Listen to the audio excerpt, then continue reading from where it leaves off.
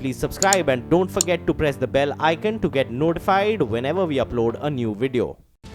बिहार की बेतिया में बड़ी संख्या में प्रदर्शन कर रहे लोगों पर कुछ पुलिस वालों ने अचानक लाठीचार्ज कर दिया। ये लोग शहर के एक निजी स्कूल में छत गिरने के बाद हुई एक बच्चे की मौत से खफा थे, जिसका शव बीच सड़क पर रखकर वो प्रदर्शन करने लगे। इस बीच मौके पर कुछ पुलिस वाले पहुंच गए, जिन्होंने बच्चे की मौत का विरोध जता रहे लोगों को लाठियों के दम पर वहां से खदेड़ना शुरू कर दिया। पिटाई के डर से लोगों में पुलिस से बचकर भागने की होड़ लग गई, जिसकी वजह से वहां भगदड़ जैसे हालात हो गए। हालांकि पुलिस ने फिर भी प्रदर्शनकारियों पर लाठी चलाना नहीं छोड़ा, जिससे लोगों में नाराजगी और बढ़ गई। हालात की गंभीरता को समझते हुए मौके पर मौजूद एसडीएम ने मोर्चा संभाला और प्रदर्शन कर रहे लोगों को समझाने में जुट गए। इस बीच पुलिस ने बच्चे की मौत के मामले में स्कूल प्रबंधन के खिलाफ एफआईआर दर्ज करने का फैसला किया, जिसके बाद ही लोगों का गुस्सा शांत हो पाया।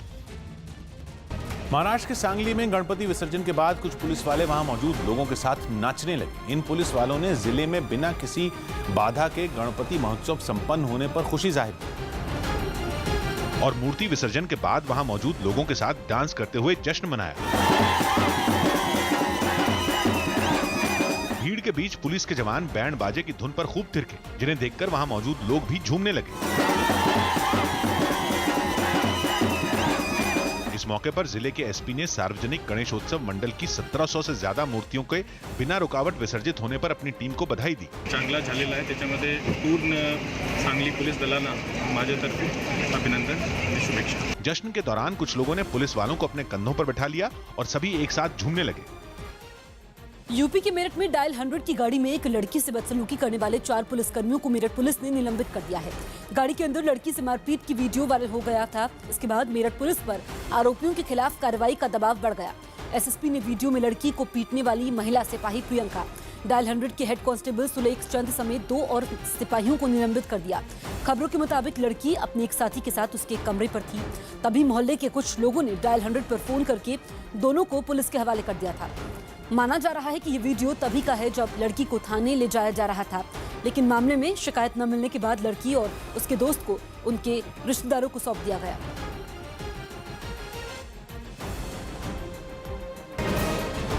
यूपी के मेरठ में डायल 100 की गाड़ी में एक लड़की को उसके साथ बैठी महिला पुलिसकर्मी पीटने लगी। इस लड़की से बदसलूकी का वीडियो वायरल होने के बाद मेरठ पुलिस सवालों के घेरे में आ गई, क्योंकि गाड़ी में बैठी महिला पुलिसकर्मी लड़की को पीट रही थी और आगे की सीट पर बैठा पुलिस वाला उस लड़की के लिए आपत्तिजनक शब्दों का इस्तेमाल कर रहा था। तो हिंदू के होते हुए हिंदू को लड़की ने अपनी सफाई में कुछ कहना चाहा, लेकिन पुलिस वालों ने उसकी एक नहीं सुनी। पुलिस की बदसलूकी का वीडियो वायरल होने के बाद मेरठ के एसपी सिटी ने उसकी जांच के बाद आरोपी पुलिस वालों पर कार्रवाई का भरोसा दिया। इस वीडियो की जांच करेंगे और जांच करने के बाद इसमें अगर लगता है कि इनके द्वारा इन्हीं लोगों ने ये आवाज निकाली है और ये घटना उनके द्वारा की गई है तो उनके खिलाफ कार्रवाई की जाएगी। खबर के मुताबिक इलाके के कुछ लोगों ने लड़की पर दूसरे धर्म के लड़के के साथ संबंध होने का आरोप लगाया था, जिसके बाद पुलिस वहां पहुंची और लड़का लड़की को थाने ले गई। पुलिस का दावा है कि उसने दोनों के खिलाफ कोई केस दर्ज नहीं किया। नोएडा पुलिस ने 20 सितंबर को पीएनबी बैंक के 2 गार्डों की हत्या करने के आरोपी 3 लुटेरों को एक मुठभेड़ के बाद गिरफ्तार कर लिया। ये मुठभेड़ नोएडा के सेक्टर 19 में हुई। पुलिस ने दावा किया कि उसने इलाके की घेरेबंदी कर बदमाशों को पकड़ने की कोशिश की, लेकिन उन्होंने गोली चलानी शुरू कर दी। पुलिस ने दावा किया कि बदमाशों के जवाब में उसने भी गोलियां चलाई, जिसमें आकिल और दिनेश नाम के 2 बदमाश घायल हो गए, जबकि वो मुंशी नाम की बदमाश को सही सलामत पकड़ने में सफल हो गई। पुलिस के मुताबिक तीनों बदमाश 20 सितंबर की रात नोएडा के सेक्टर 1 के पीएनबी बैंक में हुई लूट में शामिल थे। इस लूट के समय बदमाशों ने 2 गार्डों की हत्या कर दी थी। इस वारदात का सीसीटीवी फुटेज भी आ गया है, जिसमें आरोपी पीएनबी बैंक में लूट को अंजाम देते हुए दिखाई दे रहे हैं। इसी लूट के समय गार्डों ने जब उनका विरोध किया तो आरोप है कि बदमाशों ने बड़ी बेरहमी से उनकी हत्या कर दी।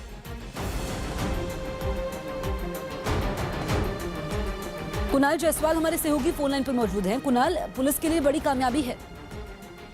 जी बिल्कुल जसप्रीत, जिस तरह से ये पूरा मामला हुआ था और 2 गार्डों की निष्ठुर तरीके से हत्या कर दी गई थी, तो उसके लिए लगातार पुलिस के लिए चुनौती बनी हुई थी और पुलिस इन लोगों को जब से लगातार ट्रेस कर रही थी। और कल जो है मुठभेड़ में ये जो बदमाश हैं, ये इन दोनों को गोली लगती है और एक तीसरा गिरफ्तार कर लिया जाता है। पूरे मामले में करीब 5 लोगों ने घटना को अंजाम दिया था और जिसमें एक नाबालिग भी शामिल था। हालांकि पुलिस ने 3 लोगों को गिरफ्तार कर लिया है, 2 की अभी तलाश जारी है। तो सबसे बड़ी बात है ये है कि वो लोग हैं जो सड़कों के किनारे और मजदूर किस्म के हैं और उसके बाद में ये मोबाइल लूट इनका मेन पेशा था और बैंक लूटने के इरादे से ये जब अंदर घुसे थे और वहीं पे जब इन्होंने देखा कि इनको इतना अंदाजा नहीं था कि बैंक के अंदर रात को ये पैसे नहीं होते हैं, और तब जाके गार्डों से इन्होंने चाबी मांगी, जब उन्होंने नहीं दी तो उसकी हत्या कर दी गार्डों की इन्होंने।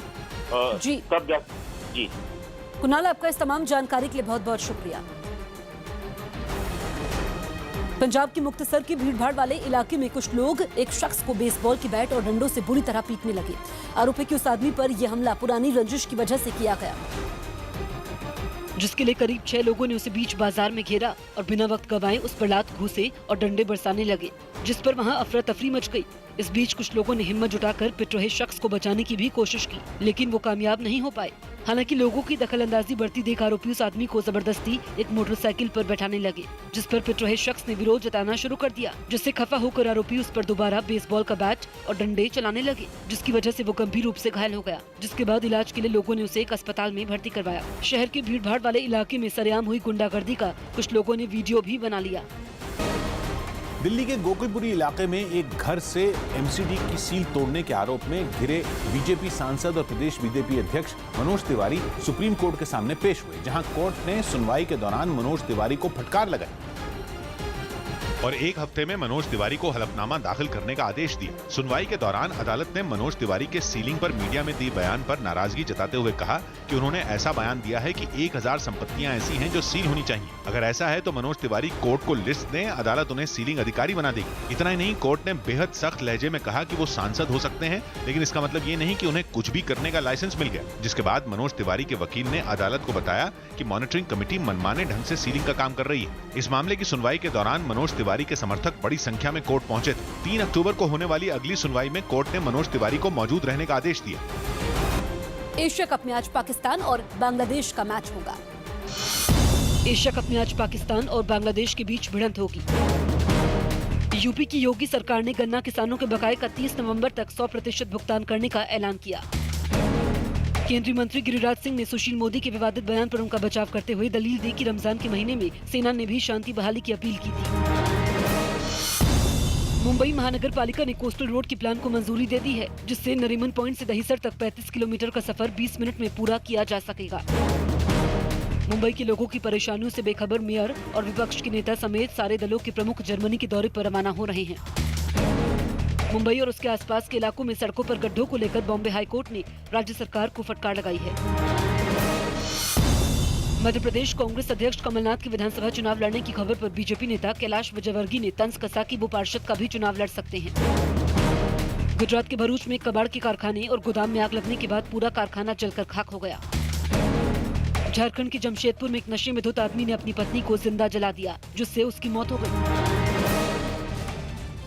पंजाब के जालंधर में एक सड़क पर एक महिला की कार बेकाबू होकर दाईं ओर मुड़ गई। इस कार के अचानक मुड़ने की वजह से एक स्कूटी उसकी चपेट में आ गई, जो उस वक्त कार की दाईं ओर से गुजर रही थी। बेकाबू कार से टक्कर लगते ही स्कूटी पर सवार लोग सड़क पर गिर पड़े, जबकि कार दाईं ओर मुड़ती चली गई। कुछ और गाड़ियों से टकराती हुई इस कार ने पैदल चल रही एक महिला को रौंद दिया। कार की चपेट में आने से महिला की मौत हो गई। इस हादसे में कई गाड़ियों को नुकसान पहुंचा। हादसे के बाद वहां पहुंची पुलिस ने कार चला रही महिला को गिरफ्तार कर लिया।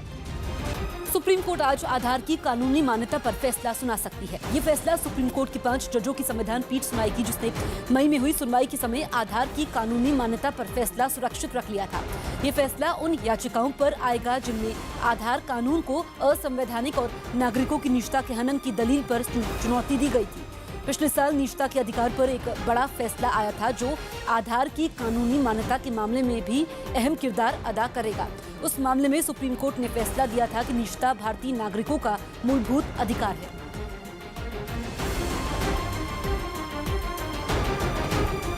आधार पर सुप्रीम कोर्ट का फैसला सरकार ही नहीं, देश के हर नागरिक के लिए अहम साबित होने वाला है।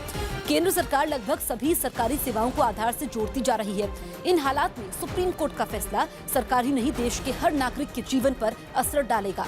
आधार की कानूनी मान्यता पर जनवरी 2018 में सुनवाई शुरू हुई थी। आधार की कानूनी मान्यता को चुनौती देने वाली 27 याचिकाओं पर करीब 4 महीने सुनवाई हुई।